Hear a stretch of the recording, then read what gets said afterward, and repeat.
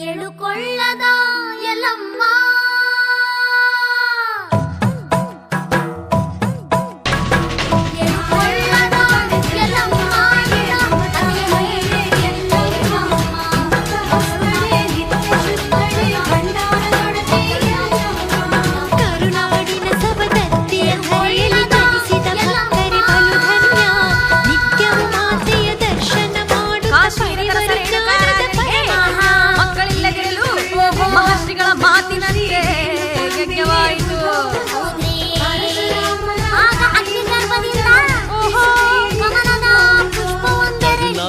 ಸವದತ್ತಿಯ ಧರೆಯಲ್ಲಿ ಜನಿಸಿದ ಭಕ್ತರೆ ಬಲು ಧನ್ಯ. ನಿತ್ಯವೂ ಮಾತೆಯ ದರ್ಶನ ಮಾಡುತ್ತ ಪಡೆವರು ಜ್ಞಾನದ ಪರಮಾನ್ನ.